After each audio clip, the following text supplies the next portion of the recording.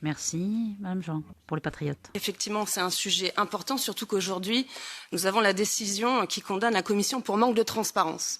Je tiens vraiment à féliciter la Cour des comptes et Madame, parce que c'est un rapport très courageux. Je la félicite parce que ce n'est pas facile, puisque vraiment, vous jetez un pavé dans la mare. Dans ce rapport, il y a 2 thèmes majeurs. Effectivement, la transparence, vous l'avez noté, un manque de transparence au niveau des financements, et la définition des ONG, qui effectivement a dû être redéfinie, et pour cause, à cause du Qatargate. Parce qu'on a vu autour du Qatargate qu'il y avait des ONG bidons. Je vous rappelle les noms, Fight Impunity, et l'autre c'était No Peace Without Justice. Donc oui, il y a des ONG bidons qui traînent autour de la Commission. Et je vais prendre un exemple parce que ce rapport est très bien fait, il y a beaucoup de statistiques, et ça va nous permettre de poser des questions plus concrètes. Mais moi, j'ai un exemple. J'ai fait des recherches autour de Oxfam, cette ONG qui lutte contre la pauvreté dans le monde. Eh bien, avec ces 2 registres, on voit bien, entre le registre de la transparence et le registre STF, qu'il y a un manque de données, que ce n'est pas cohérent.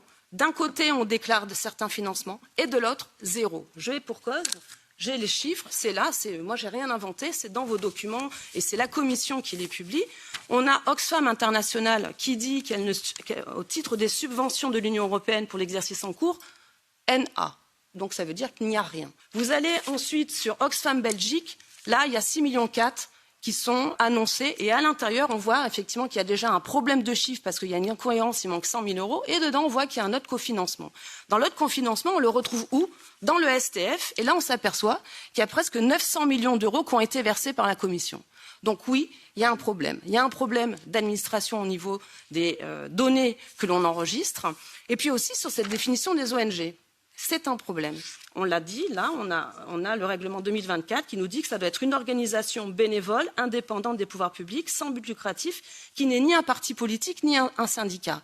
Quand vous regardez un petit peu ceux qui gouvernent cette ONG, déjà au niveau de la notion de bénévolat, la plupart de ces cadres touchent entre 100 000 et 150 000 euros. Oxfam revend des produits d'occasion. On nous dit que là, ça doit être sans but lucratif.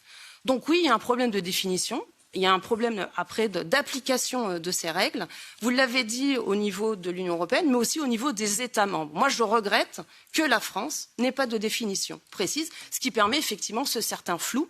Et donc, ce problème, vous l'avez très bien dit, un risque réputationnel à l'encontre de la Commission. On voit aujourd'hui qu'elle est condamnée par manque de transparence. Ce rapport démontre effectivement toutes ces problématiques que moi je vois à travers des documents de la Commission.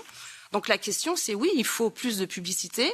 Vous annoncez dans votre rapport qu'il y a plus de 30 ONG qui touchent la plupart des subventions à hauteur de 3,3 milliards d'euros. Pourquoi ne pas publier cette liste ?